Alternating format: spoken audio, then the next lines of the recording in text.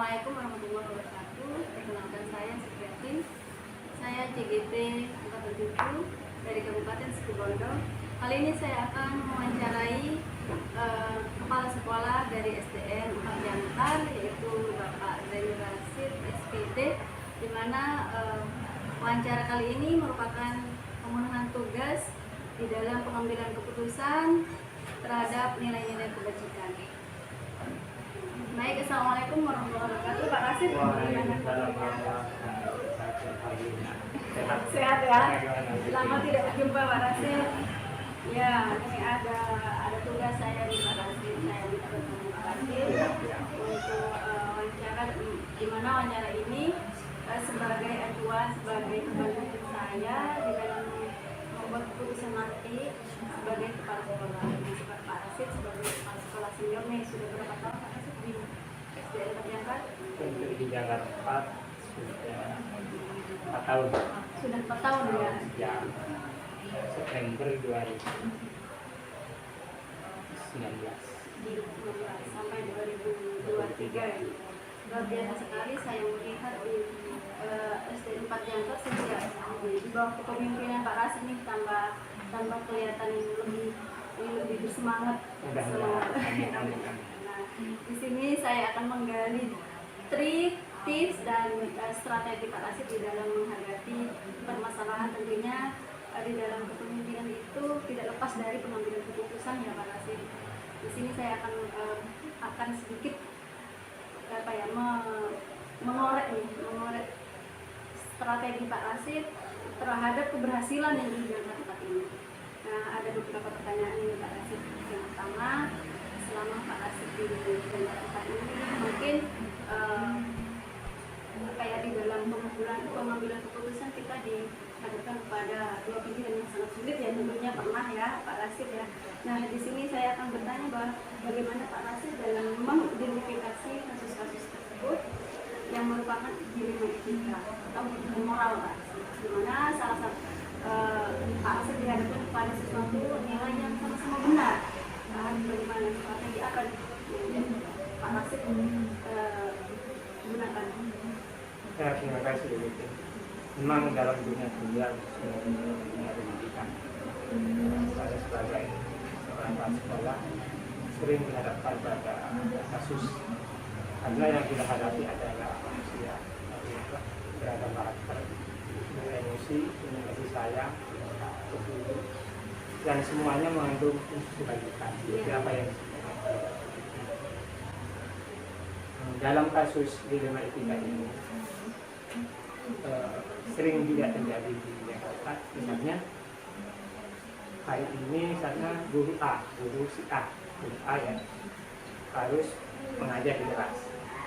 Kemudian di saat yang sama dia diundang ke Wawil misalkan dalam rangka sosialisasi pendidikan.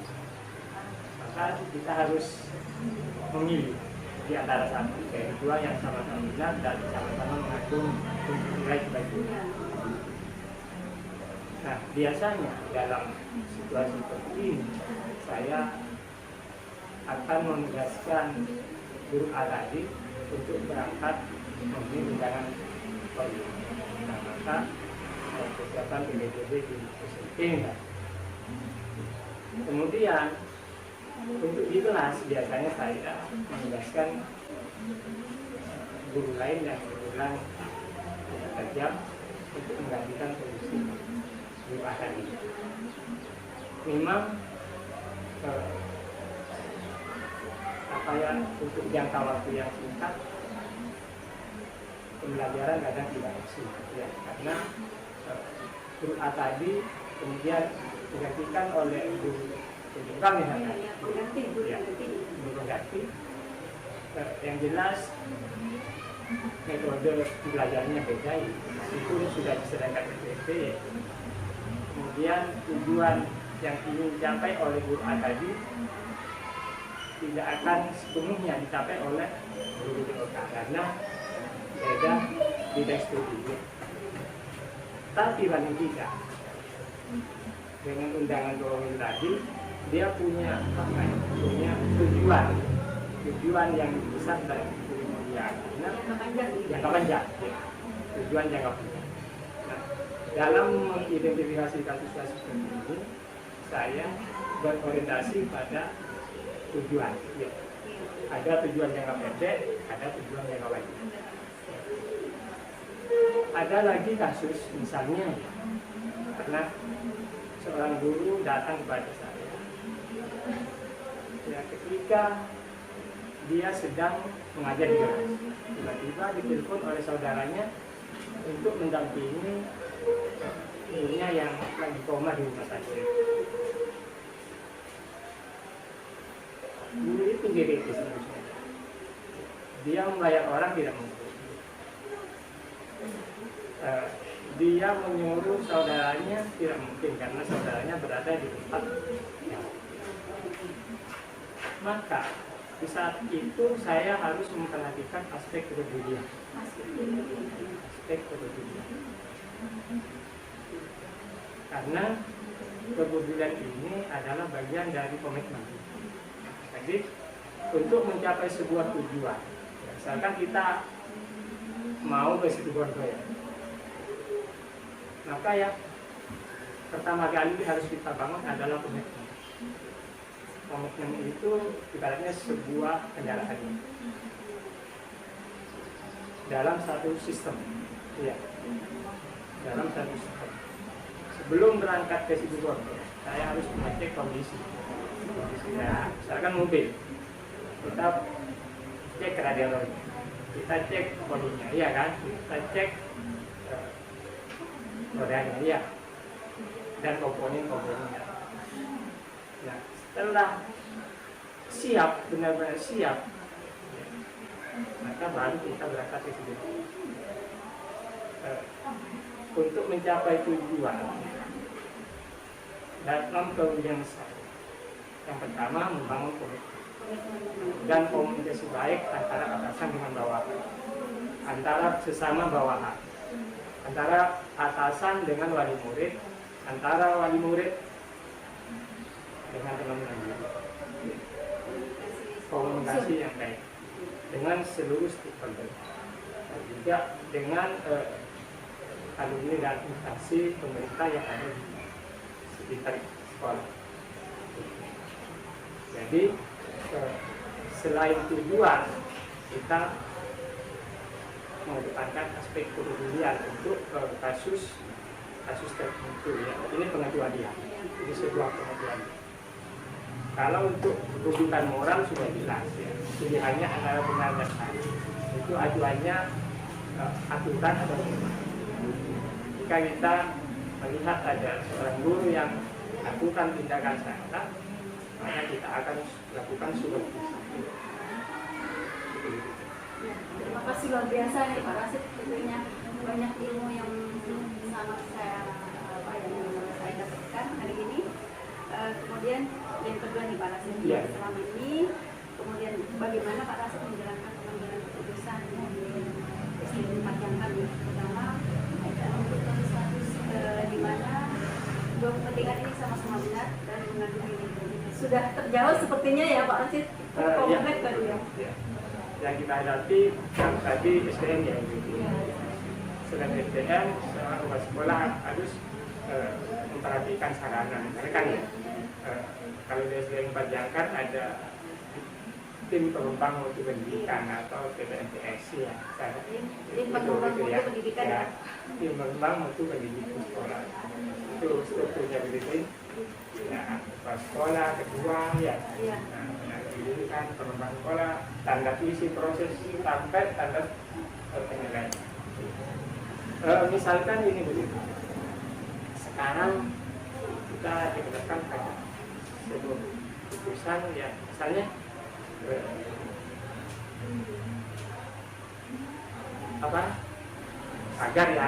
agar rusak, kemudian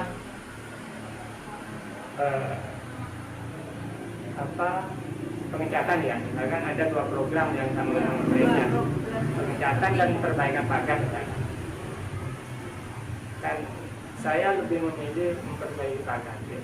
Waktu itu karena kondisi pagar itu sudah miring membahayakan keselamatan warga sekolah khususnya siswa, maka harus prioritas pada perbaikan seragam.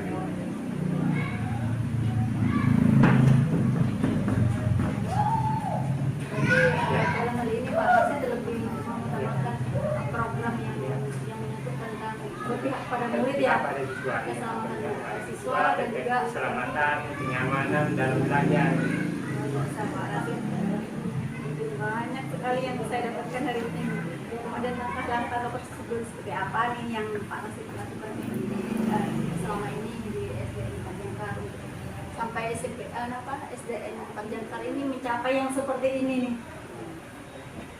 Langkah-langkah Ya, langkah-langkah atau prosedur yang saya lakukan ya. Biasanya sebelum melangkah untuk program-program besar, saya berkoordinasi dengan komite paguyuban ya. Baik dari kelas paguyuban dari kelas 1 sampai kelas 6 yang sudah tersusun struktur ya organisasi paguyuban. Biasanya saya selalu mengundang. Misalkan kita mau mengadakan peringatan Hari Besar Islam itu ya, itu kita undang. Selain melibatkan guru dan wali murid juga perwakilan. Atau bahkan untuk hal-hal tertentu saya kadang mengundang anggota Koramil ya terkait dengan karena dekat sama Koramil ya.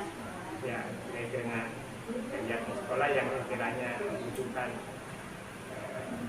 keamanan itu mengundang Koramil dan proses itu yang saya lakukan selama ini. Koordinasi ya terhadap semua stakeholder yang berkepentingan di SDN Panjangkar ini ya Pak Rasid. Kemudian hal apa saja yang selama ini Pak Rasid anggap efektif dalam pengambilan keputusan dalam kasus-kasus yang tadi Pak Rasid jelaskan itu yang paling efektif Pak Rasid lakukan, misalnya dengan koordinasi dengan murid atau dengan pemikiran merenung sendiri atau bagaimana?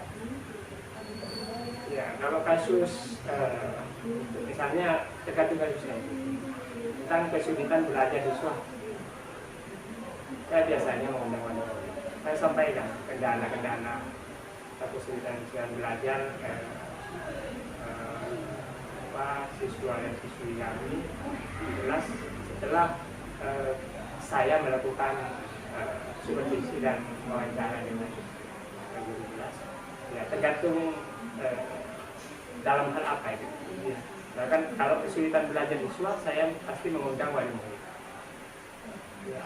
Yang kita sampaikan berdasarkan hasil supervisi. Ya, kalau misalnya kasus yang tadi Pak, misalnya tadi ada seorang guru yang ngajar tiba-tiba dapat telepon suruh menjaga keluarganya, itu hal apa yang harus dilakukan? Kalau kasus seperti itu biasanya saya spontanitas, ya insting dari dalam. Oh, insting. Karena kita tahu bahwa insting berdasarkan kepedulian kita kasih sayang kepada mereka. Karena kasus seperti itu kan tujuannya jangka panjang. Dengan apa ya? Seorang pemimpin kan sifatnya beda ya, paradigma pemimpin yang lama dengan dengan model masa kini baru kan sudah beda. Dulu pemimpin lebih otoriter ya, otoriter, peraturan, saklek.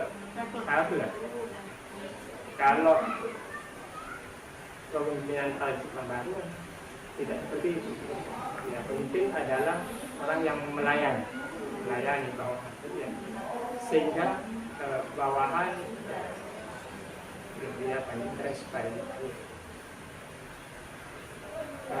Nah, pas sekolah kan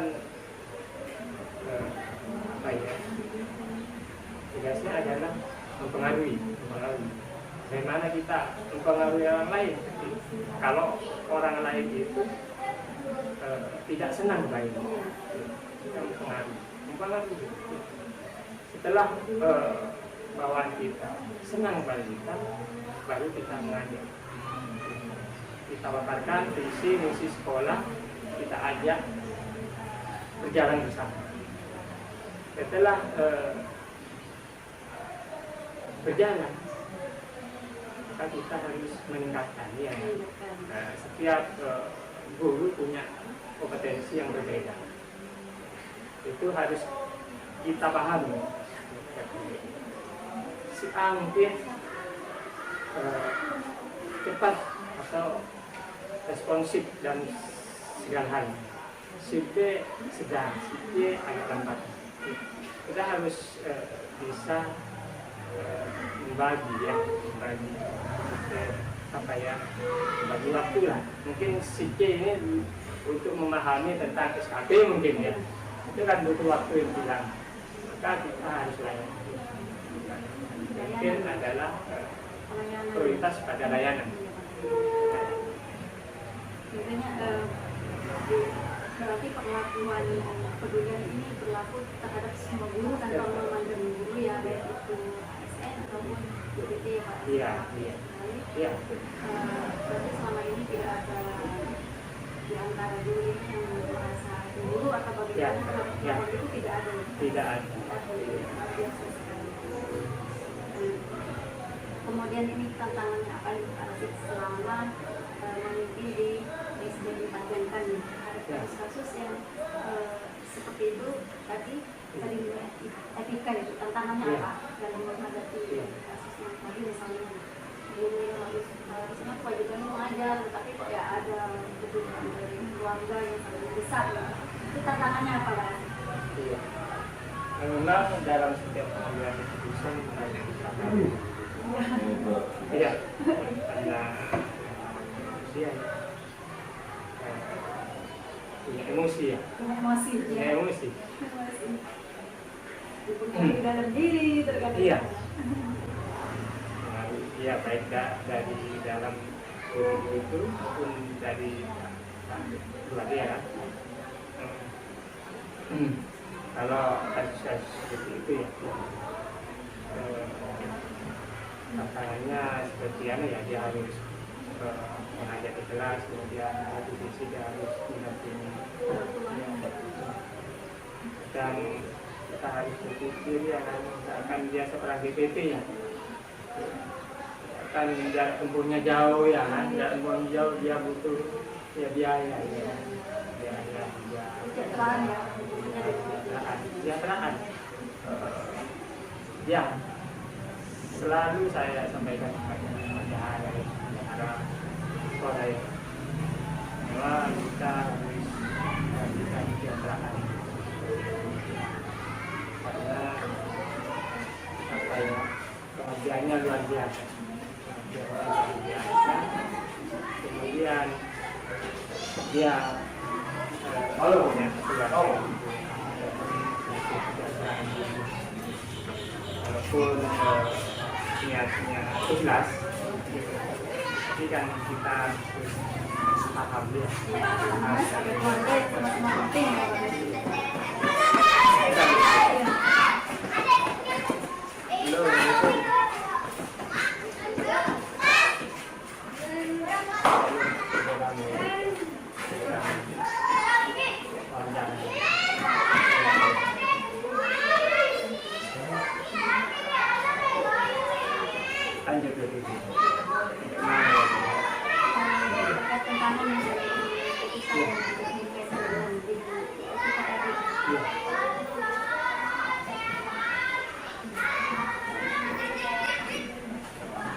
tantangan juga ya selain tadi ya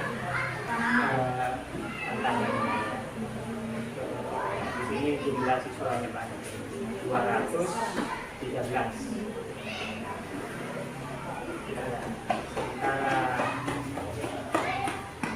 kekurangan guru Indonesia kemudian juga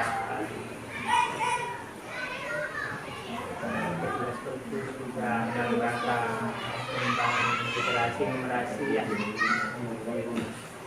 kemudian laboratorium TIK gitu ya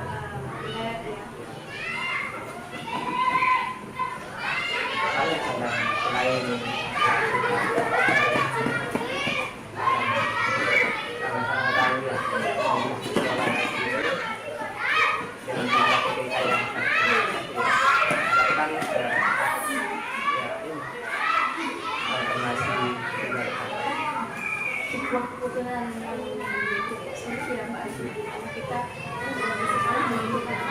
karena ini dibutuhkan juga sama keluarga jadi ya jadi mungkin di sini Pak Nasi dari menjelaskan bahwa ini sangat kemudian juga mengenalkan kesejahteraan jadi ya kemudian ya selanjutnya Iya. apakah di dalam pengambilan keputusan kaitannya dengan etika ataupun program-program di SDM ini apakah masih punya jadwal tersendiri atau langkah-langkah yang tertulis nih atau secara spontan diputuskan atau bagaimana nanti kadang kita mempunyai para yang sebelumnya dengan baik begitu dan baik atau apakah kita menjadi kondisional istilahnya.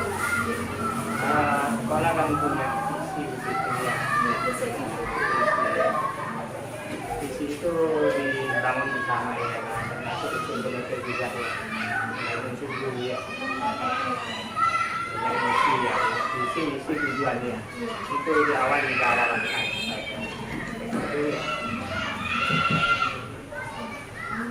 Kemudian setelah kita paparkan, kita menyusun rencana kerja ya.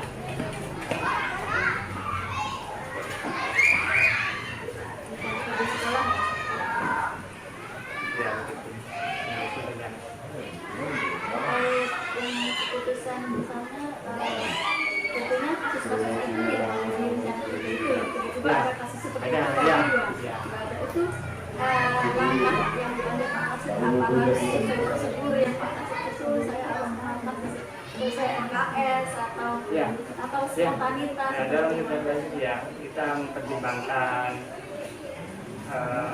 resiko juga ya. Jadi ada kalau saya memutuskan sesuatu ya untuk nilai plusnya apa ya, resikonya. Tapi untuk kasus yang seperti itu situasional ya? Iya, situasional. Tapi paling tidak saya mengumpulkan fakta yang gitu ya. Kira-kira keputusan saya setelah mengumpulkan fakta, kemudian kita evaluasi di akhir kan. Iya. Pernah ya Pak keputusan tiba-tiba setelah membuat keputusan itu merasa ragu pernah seperti itu? Ya, sebagai manusia pernah. Bagaimana Pak Rasid itu mengatasi? Saya yang saya ingat ya, ada sih sebenarnya surat edaran itu ya, bahwa pondok pesantren di tanggal sekian. Ternyata saya mendahului dengan pertimbangan harusnya kalau mendekati lebaran itu saya sedikit sebenarnya kan saya itu seperti itu ya. Setelah mendekati lebaran dia tidak fokus pada kegiatan belajarnya, tapi fokus pada persiapan lebaran, beli baju dan sebagainya.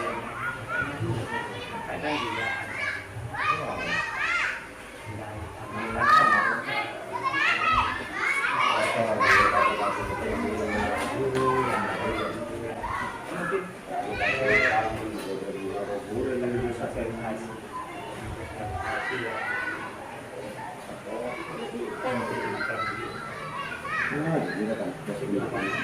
Dan berarti ini ya apa di dalam melakukan kebijakan Pak Rasid bisa menyesuaikan kondisi yang ada.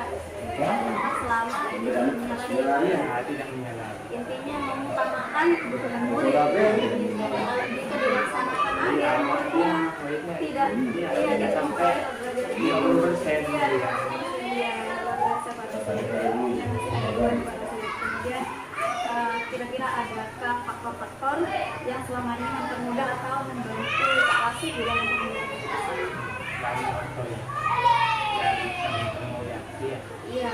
Ya selain hasil diklat ya, selain hasil diklat dan kita menjadi sekolah ya. Iya. Jadi ini ya apa namanya itu kompetensi berkait dengan kompetensi karena pada juga kompetensi di sekolah mengambil Iya. Selain itu perlu dukungan dari teman-teman yang mempermudah dalam mengambil. Berarti koordinasi antar guru sudah bagus ya, Pak Rasid. Itu yang membuat semua pengambilan keputusan di kalangan kita. Jadi tidak ada cemburu antara satu dengan yang lain, karena Pak Rasid selama ini memperlakukan kepedulian terutama ini terhadap semua guru kalian.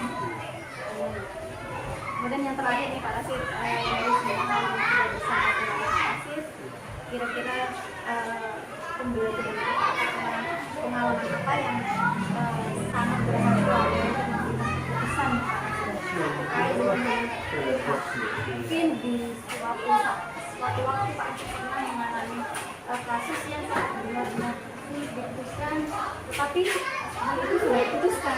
Itu menjadi pembelajaran kira-kira pembelajaran apa lagi? Pembelajaran yang dia mengambil keputusan dia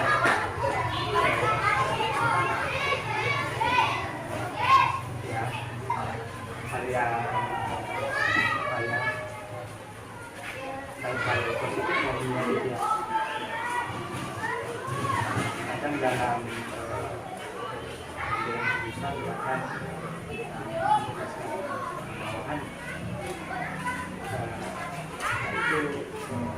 kemauan itu aliran tidak bisa ditinggalkan ya. Di awal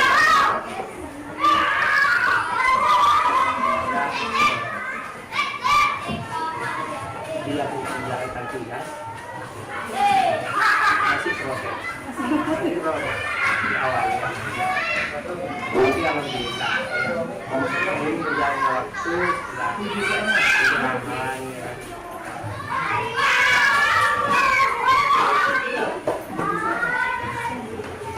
Itu untuk pendidikan diri dan kepentingan pengembangan kompetensi.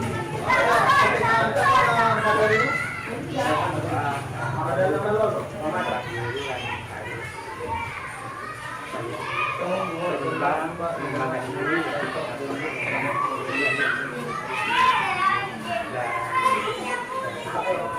sisi positifnya lagi ya pengambilan keputusan tidak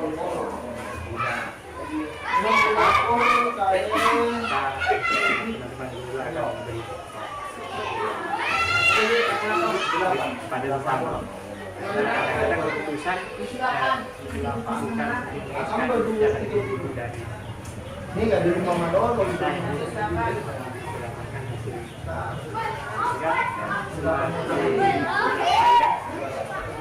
keputusan yang tidak benar mereka emosional angka positifnya semakin besar. Terima kasih Kak ini. Ya, sudah balik ya. Ya, saya mau ngambil dari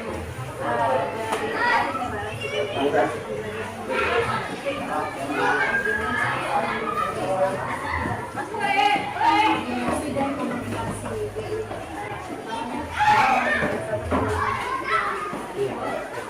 terima kasih Pak Rasid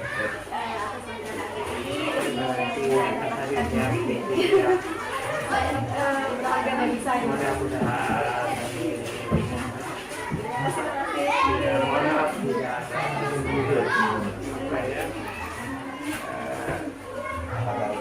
Jangan lupa saya sampaikan ini terkait dengan ya mungkin penjelasan saya tidak boleh ya kan karena tapi kan boleh Pak Rasid nanti kita sering-sering lagi ya di luar dari ini ya ya tentunya. Terima kasih Pak Rasid. Mari, assalamualaikum. Baik Bapak Ibu, kali ini saya akan merefleksi hasil wawancara saya dengan Kepala Sekolah terjangkau di mana kepemimpinan Pak Rasid tentunya di SDN terjangkau selama 4 tahun ya. Selama 4 tahun itu lebih mengutamakan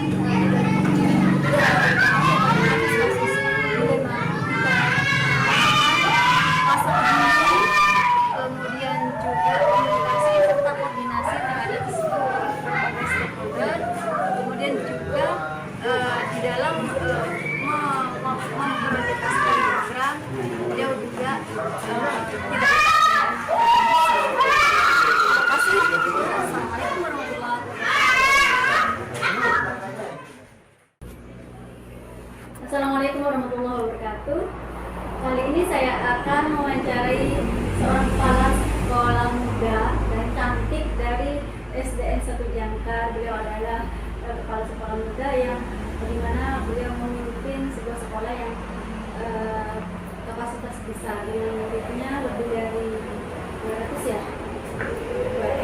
Beliau adalah ibu Eng, tapi di sini saya memanggil Bu Eng karena beliau adalah panggilan Bu Eng. Assalamualaikum warahmatullahi wabarakatuh, Bu Eng. Ya, salam sedikit. Bagaimana kabarnya hari ini? Sangat baik. Tambah cantik nih. Ketemu di sini ya Mbak Eng. Kali ini saya ini mendapat tugas dari pendidikan guru tunggal di mana saya harus mewawancarai kepala sekolah yang menurut saya kompeten, yang menurut saya itu bisa diajak untuk sharing-sharing gitu ya Mbak Eng. Jadi saya memilih 3 kepala sekolah, di antaranya Mbak Eng, kepala sekolah yang muda-muda tentunya banyak inovasi dan program yang sangat besar. Bisa pelajari. Ada beberapa pertanyaan ini yang akan saya tanyakan nanti sama Bu Eng. Yang pertama, bagaimana sih Bu Eng di dalam mengidentifikasi kasus-kasus yang berhubungan dengan pembinaan etika atau rujukan moral di dalam sekolah? Tentunya di dalam kepemimpinan kita menghadapi beberapa kasus di mana itu berbenturan dengan hal-hal yang sama-sama benar, sama-sama penting, atau bahkan berhubungan dengan individu seperti ini. Begini, saya memulainya itu dari menganalisa dulu. Masalahnya saya analisa. Setelah saya analisa, saya evaluasi di sekolah itu dari benturan kebijakan, begitu ya.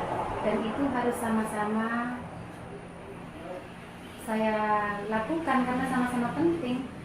Akan tetapi harus ada yang dikalahkan salah satu karena ada mungkin dari waktu yang terbentur dengan waktu. Biasanya saya itu mengambil keputusan tersebut, saya lihat dulu kepentingan yang sama-sama benar itu apa yang kiranya saat sekarang itu dibutuhkan dengan sekolah kami. Berarti ini ya, menganalisa, kemudian mengevaluasi, mencari fakta-fakta gitu. Iya, seperti itu. Jadi kan dalam mengambil sebuah keputusan itu kan harus dianalisa dulu, setelah itu dievaluasi, setelah itu baru kita mengambil keputusan sesuai dengan kebutuhan dari lingkungan sekolah. Jadi kan prinsip saya seperti ini. Jadi betul menurut sekolah lain belum tentu cocok di sekolah lain. Dengan biasa sekali ini bagaimana dalam menjalankan pengambilan keputusan selama di SD S1 Jakarta, terutama di dalam kasus yang bagaimana dilakukan? Ada salah satu cerita. Waktu itu kaitannya dengan kantin. Kantin itu ada di dalam sekolah dan itu ada di naungan kami karena mereka membayar retribusi kepada kami karena kami menyediakan tempat di situ. Suatu ketika karena kebudayaan di Kecamatan Jangkar pedagang datang seperti itu, pedagang datang, akhirnya mereka bentrok seperti itu. Jadi saat itu keinginan dari kantin seperti ini, keinginan dari pedagang seperti itu. Jadi saya menganalisa dulu. Apa analisa saya? Semua sama-sama mencari rezeki seperti itu. Jadi saya tidak bisa langsung menutup pedagang di luar jangan masuk. Akhirnya saya memberikan keputusan apa? Waktunya saya bedakan. Jadi di kantin seperti ini waktunya misalnya dari awal mereka dari jam 7 sampai jam 10. Kalau pedagang luar jam 10 sampai terserah silakan. Yang penting saya menjaga titik kebersihannya dijaga dan mereka harus menjaga keselamatan siswa saya karena di depan sekolah ada jalan.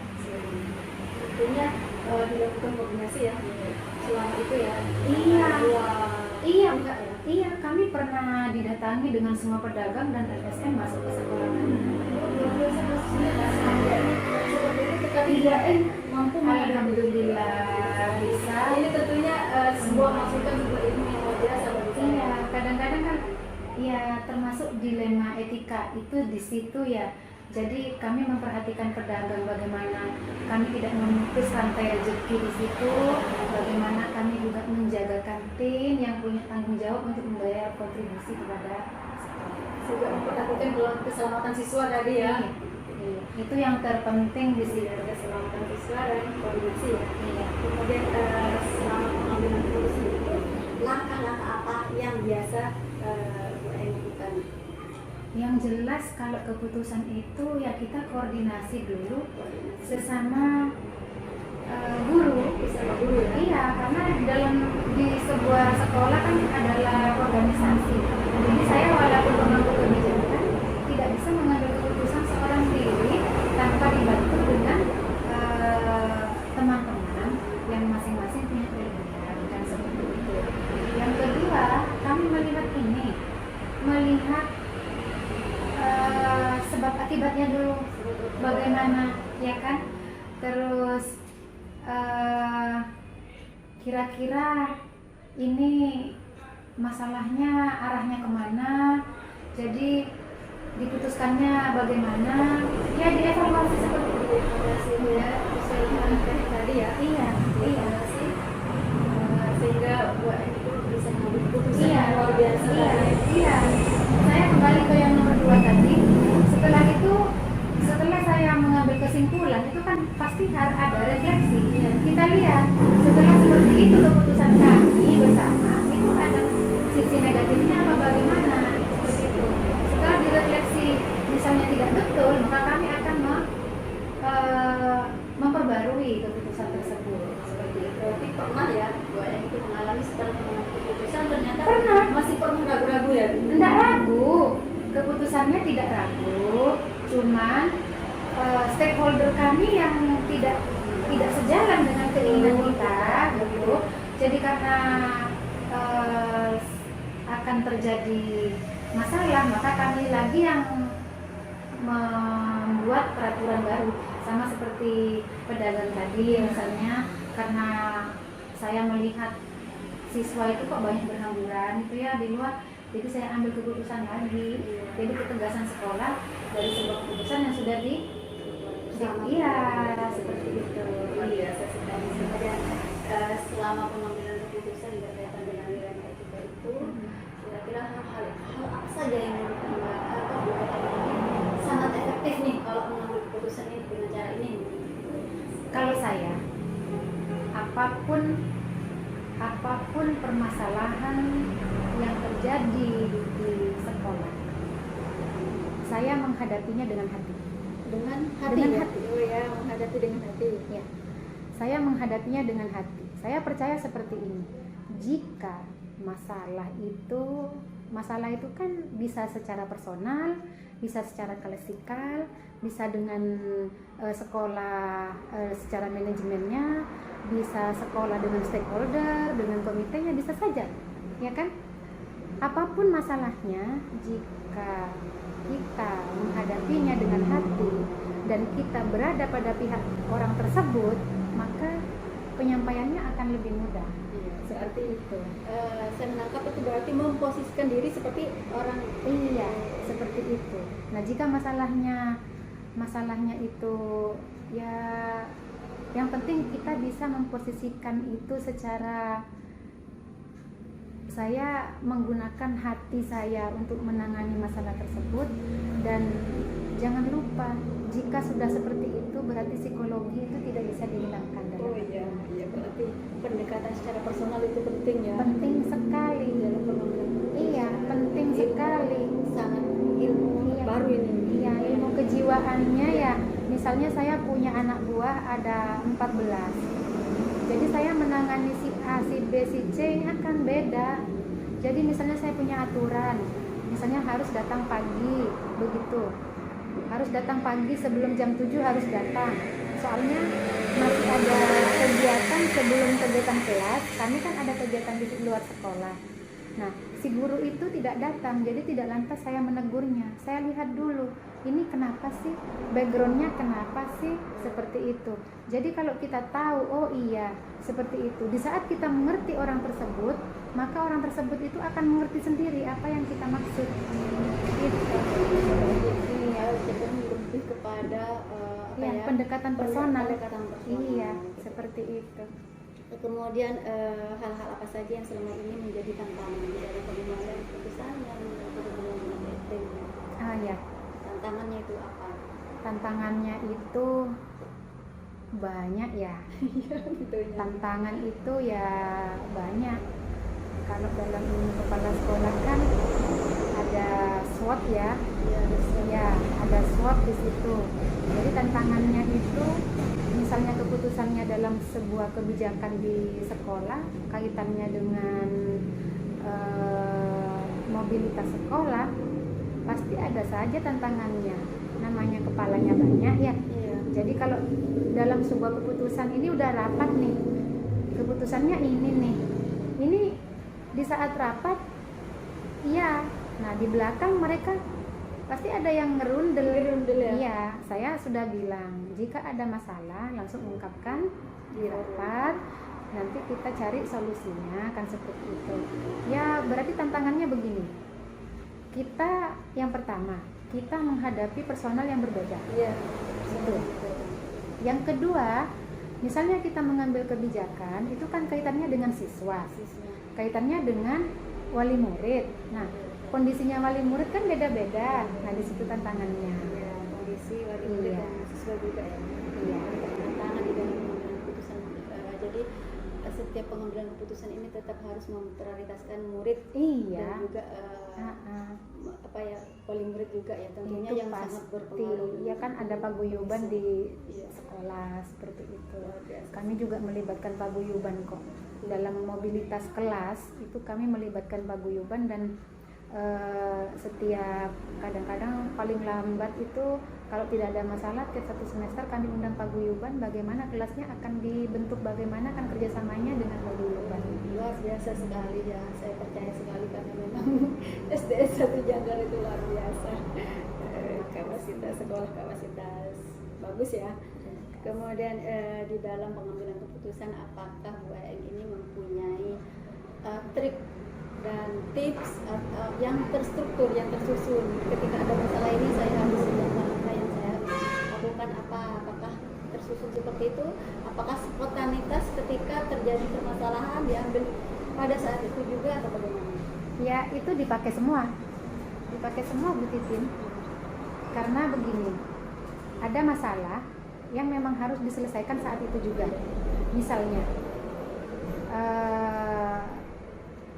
kejadian siswa lagi bertengkar atau lagi ada orang tua yang datang ya ngeluruh ke sekolah. Nah itu harus diselesaikan saat itu juga ya.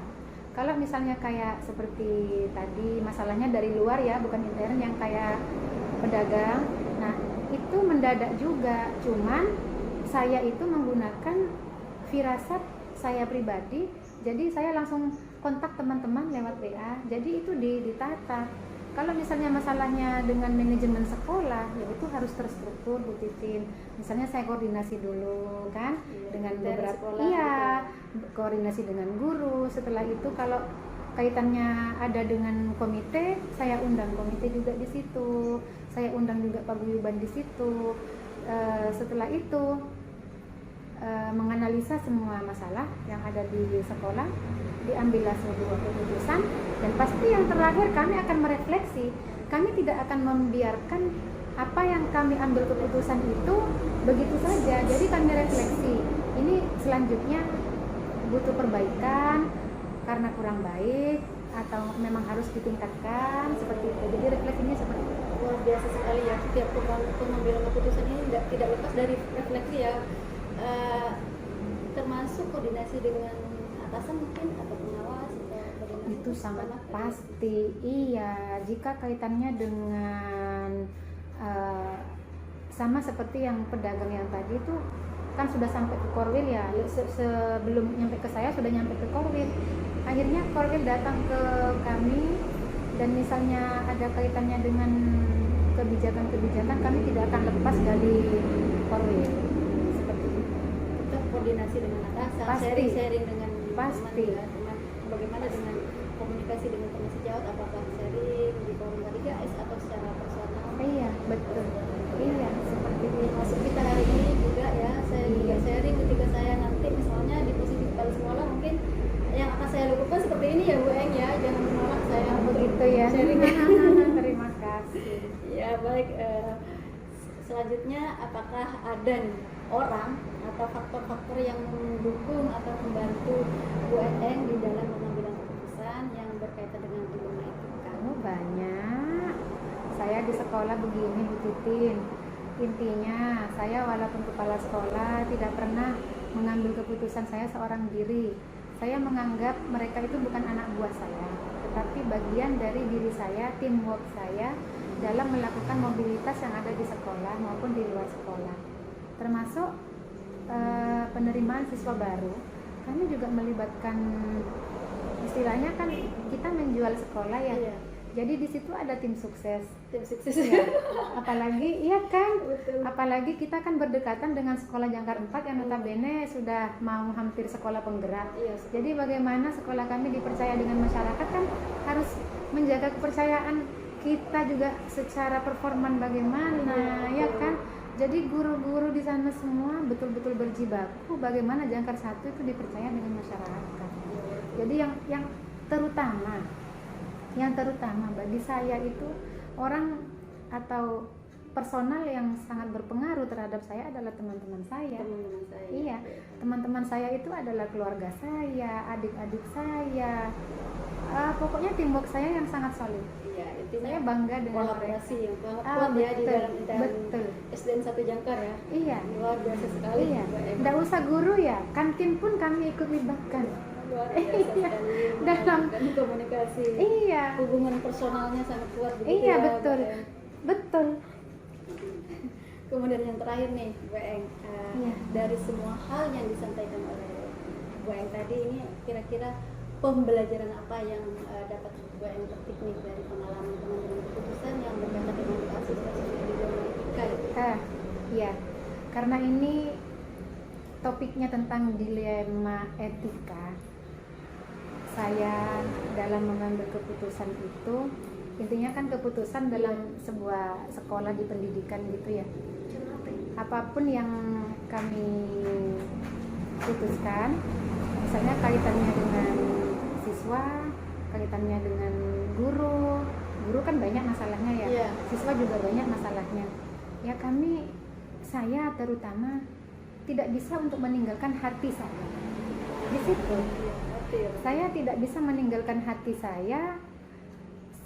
Bagaimana kira-kira keputusan saya itu diterima banyak orang, memuaskan banyak orang, membahagiakan banyak orang, dan menyejukkan banyak orang, seperti itu. Berarti tantangannya ini meluaskan hati intinya ya. Betul. Karena kita manusia ya, saya tentunya Iya. sangat percaya sekali dengan kita meninggalkan hati kita, Iya. kemudian dengan bermacam karakter mungkin ya. Betul. Sangat Bagaimana luar biasa sekali. mengerti Iya.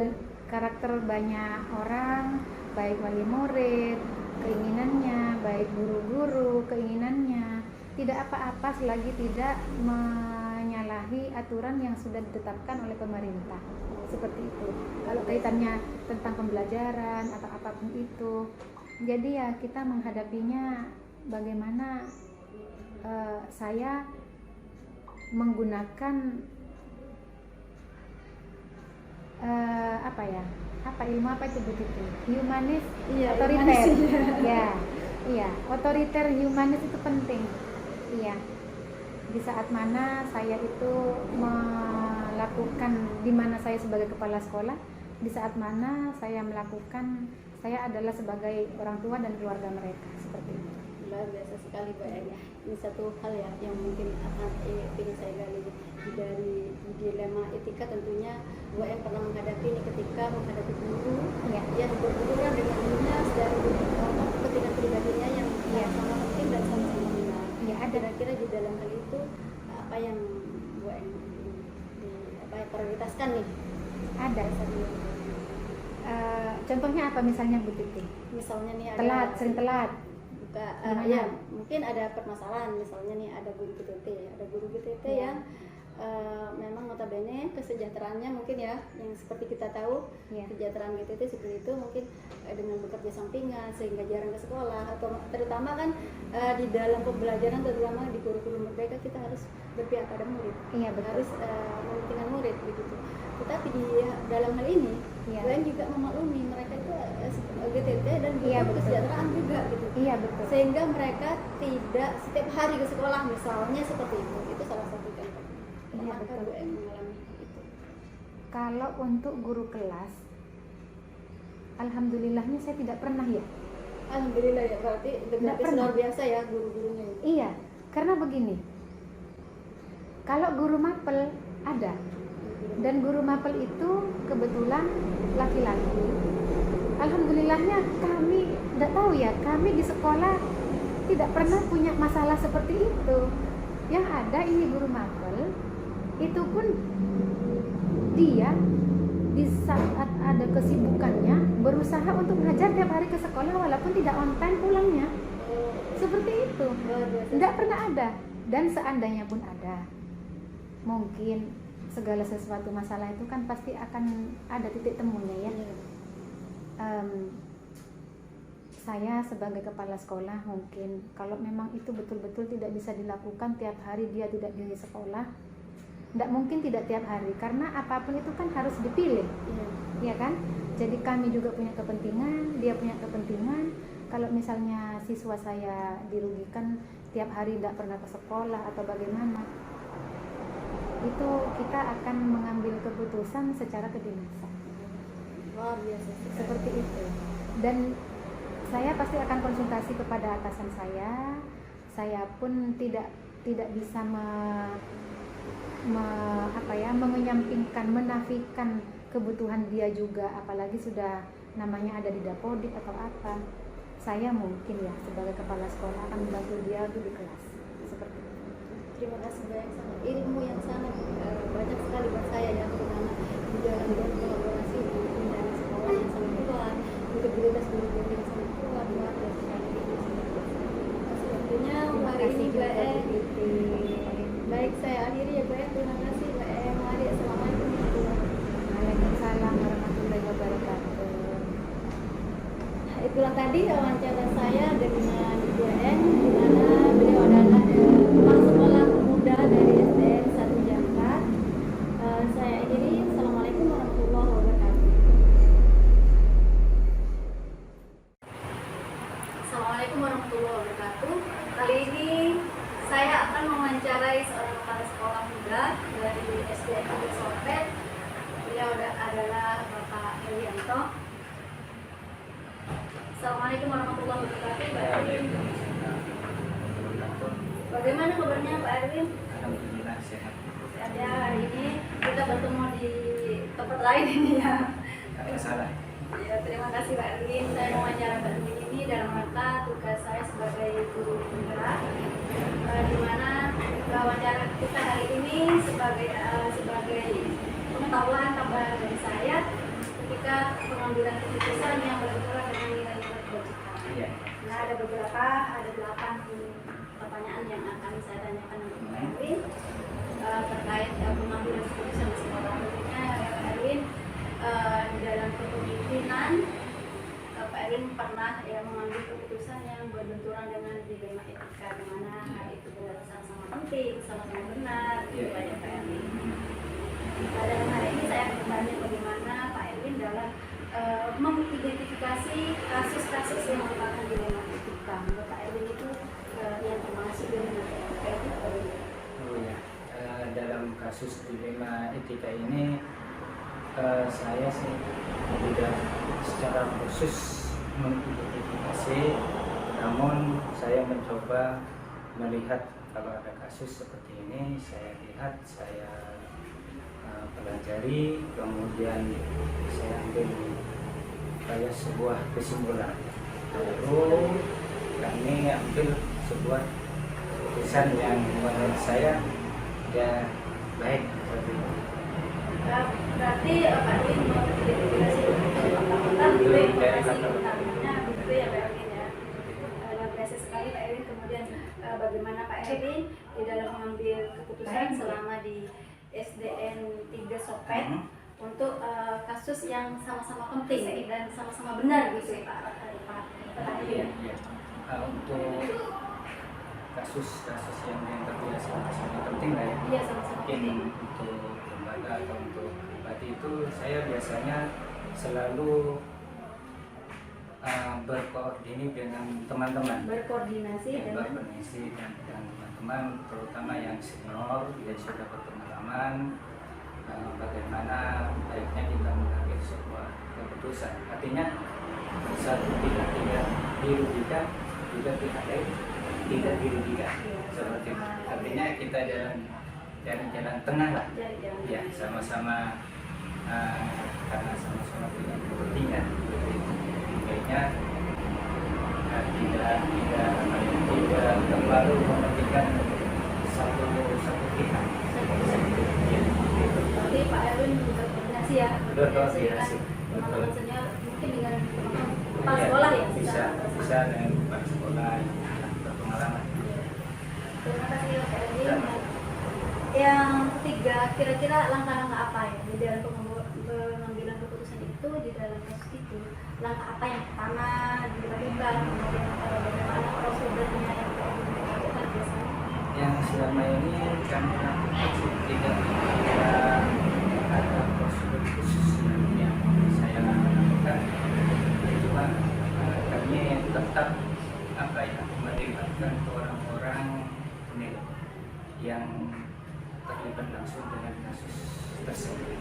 Misalnya guru tersebut. Misalnya guru tersebut kami ada permasalahan apa, kemudian dari permasalahan itu ya diambil sebuah keputusan yang tepat, dan saya juga tidak menggunakan masukan dari teman.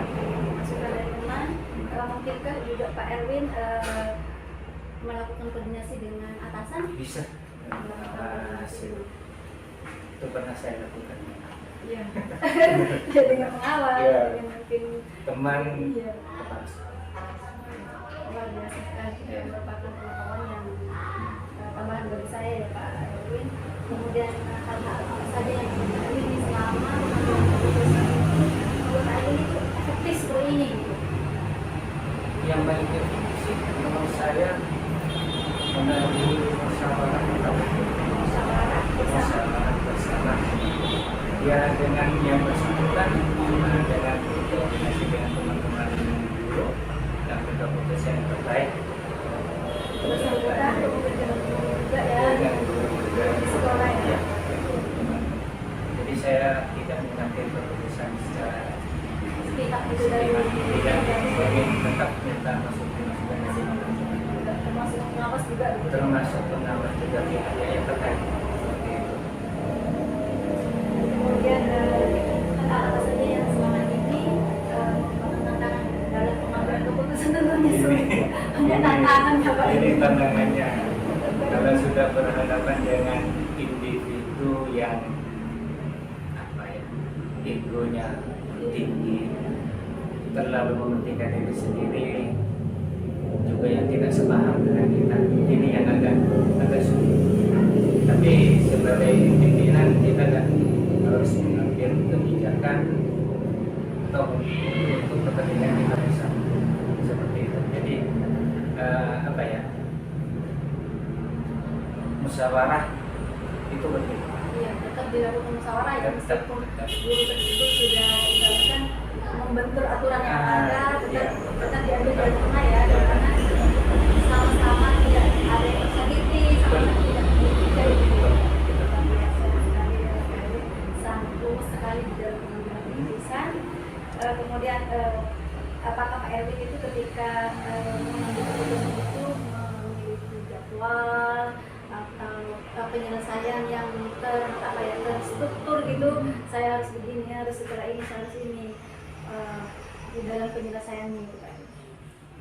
Apakah spontanitas ketika itu atau kondisional atau bagaimana? Saya mengambil jalan yang kondisional. luas ya, yang Ya. luas dan kondisional ya. Jadi kalau umpamanya kasus ini segera dicari solusinya, saat itu juga saya rasa.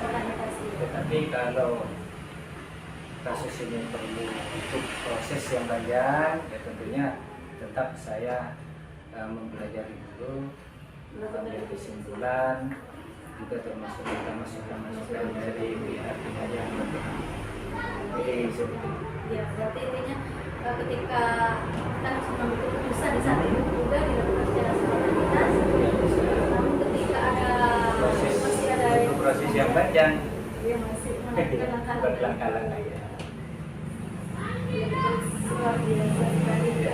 Kemudian kira-kira adakah seseorang nih atau faktor-faktor yang biasa menjadi atau membantu di dalam keputusan? Tentunya selalu nama rekan-rekan kepala sekolah yang punya kasus yang sama. Minta masukan sharing, itu langkah saya kira yang paling tepat bagi kita, karena mereka sudah berpengalaman, memberikan pengalamannya kepada saya coba tahu. Pernah ke Pak Erwin ketika menghadapi permasalahan dibahas di dalam forum KTGS misalnya, kan secara umum Kalau saya diawali dengan individu. Saya individu. Kalau umpamanya itu belum terselesaikan secara full, barulah saya nanti itu ke ruang yang lebih yang bisa. ya termasuk di KTGS. Dia termasuk di Di dalam pengambilan keputusan misalnya di suatu Pak Erwin mengambil keputusan kemudian diviralkan, dibagikan, di posting di sosmed, kira-kira perasaan Erwin apa merasa lebih nyaman seperti itu apa belum? kira kalau umpamanya itu memberikan sebuah kebaikan, saya kira tidak ada masalah. Ya. Masalah asalkan menurut saya tidak menyebut nama Oh, tidak nama ya. Iya. Iya. Intinya tetap privasi. iya, tetap ada unsur ketidaknyamanan ya. Tetap ada unsur ketidaknyamanan, tapi di lain pihak saya kira itu juga ilmu bagi rekan-rekan yang lain yang mungkin punya kasus yang sama Iya. dengan saya. Terima kasih Pak Erwin, luar biasa sekali ini sudah pertanyaan yang terakhir Pak Erwin. Dari semua apa yang sudah Pak Erwin sampaikan, Ya. kira-kira di dalam selama ini mengambil keputusan baik itu yang berhubungan dengan dialektika, program-program sekolah itu kira-kira pembelajaran apa yang Pak Erwin dapatkan? Dari semua itu yang saya ambil, saya lebih mengutamakan musyawarah mufakat. Pentingnya musyawarah mufakat begitu ya. Ya, pentingnya musyawarah mufakat. Karena segala sesuatu permasalahan kalau kita kerjakan sendiri, saya kira sulit. Masih Terasa butuh, berat begitu. terasa berat, masih butuh masukan dari Berarti tetap sharing-sharing bersama tetap sharing, rekan-rekan tetap kepala sharing. sekolah Iya, gitu. nama Luar biasa sekali Pak Erwin, saya memang melihat wawancara ini, saya melihat ketiga kepala sekolah yang akan saya wawancarai, yang sudah saya wawancarai juga itu merupakan kepala sekolah yang menurut saya perlu nih sharing gitu, perlu banyak nih belajar dari termasuk Insya Pak Allah, insya Erwin, Allah. Pak nanti Pak Rasid begitu ya. Iya. Itu memang saya memang ingin, karena saya melihat selama Pak Erwin juga sudah perannya luar biasa, di situ sangat kondusif juga gurunya, juga muridnya insya Allah lebih baik dari tahun-tahun sebelumnya. Terima kasih Pak Erwin. Sama-sama. Jadi mari, Assalamualaikum warahmatullahi wabarakatuh. Waalaikumsalam warahmatullahi wabarakatuh. Terima kasih, itulah tadi wawancara saya dengan Pak Erwin, kepala sekolah dari Sopet SD Sopet, Kecamatan Jambat. Mudah-mudahan apa yang saya lakukan dapat menambah pengetahuan saya dalam mengambil keputusan yang berhubungan dengan nilai-nilai kebajikan. Assalamualaikum warahmatullahi wabarakatuh. Waalaikumsalam.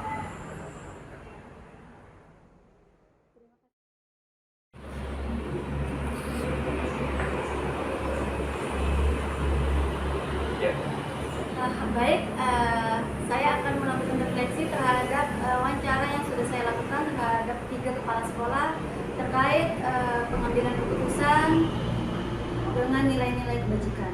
Yang pertama, hal-hal menarik yang muncul pada saat wawancara, pertanyaan-pertanyaan yang mengganjal yang ada dari hasil dibandingkan dengan hal-hal yang saya pelajari di dalam 4 paradigma dan 3 prinsip serta 9 langkah di dalam keputusan.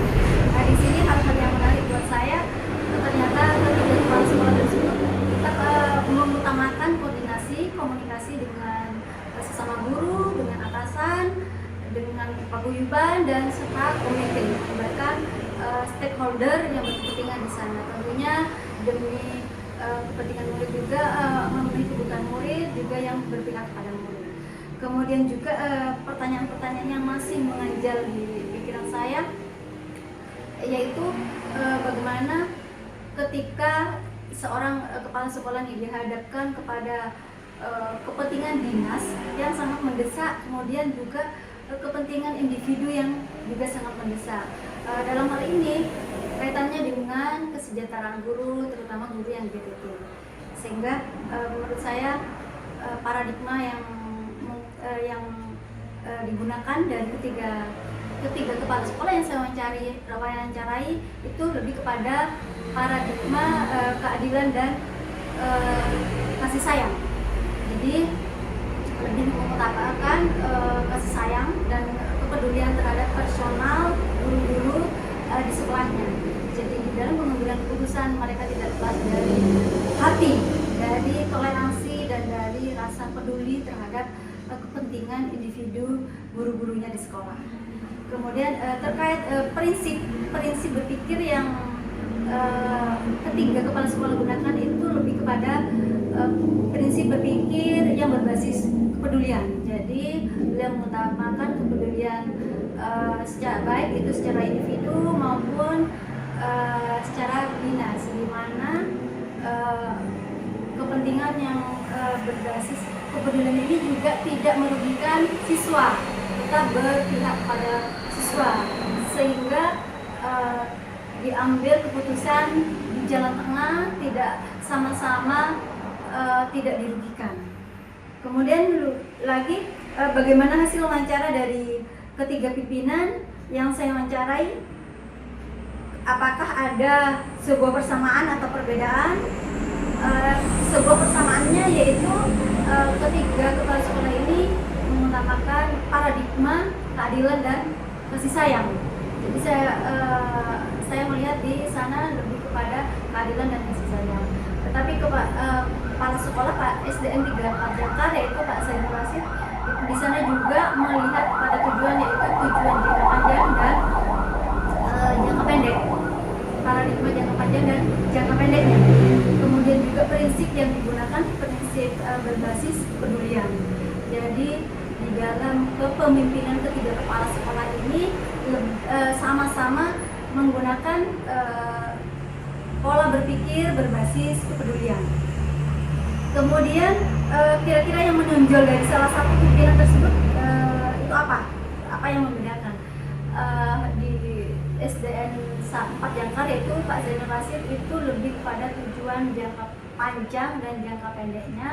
Kemudian rasa kepeduliannya untuk Ibu Hermawati dari SDN 1 Jangkar, beliau lebih mengutamakan hati, komunikasi secara personal, kepedulian secara personal dengan guru-gurunya. Beliau mengutamakan kolaborasi yang kuat, integritas yang bagus di SDN 1 Jangkar. Kemudian juga di SDN 3 Sopet yaitu Pak Herwianto, di mana beliau itu lebih menonjol kepada komunikasi dan koordinasi baik itu terhadap rekan sejawat sesama kepala sekolah dan juga atasan dan juga rekan-rekan guru di internal sekolah beliau.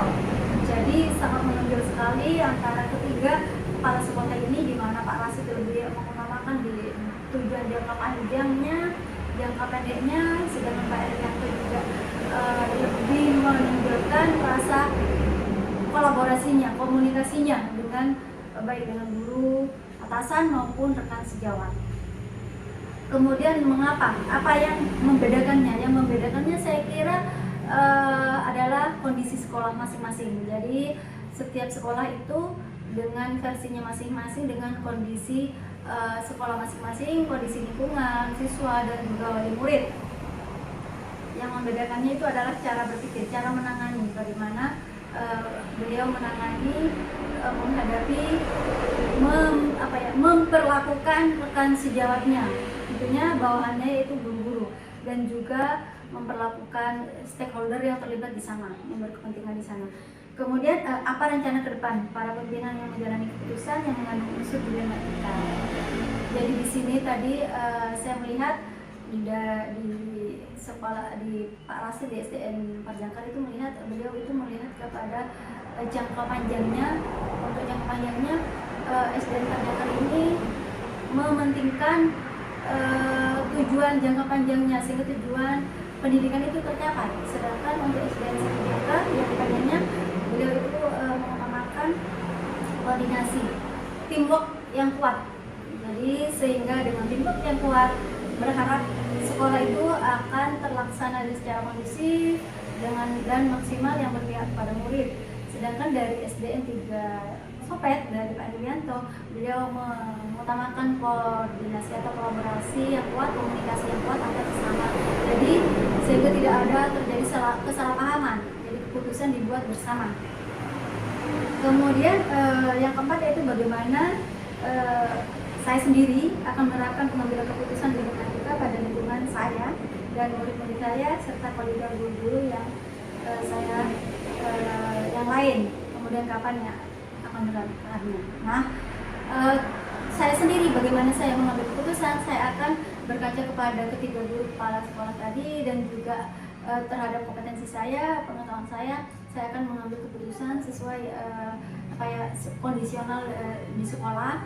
Saya akan tetap mengkomunikasikan dengan guru-guru intern sekolah saya, kemudian juga melakukan koordinasi dengan atasan saya pengawas maupun korwil ataupun dengan komite serta juga dengan wali murid, serta juga di dalam pengambilan keputusan saya berharap saya tidak ini berbenturan dengan aturan dinas. Jadi tetap pada ranah dinas, di mana saya menggunakan paradigma keadilan dan juga hak asasi saya, juga menggunakan prinsip berpikir kemudian.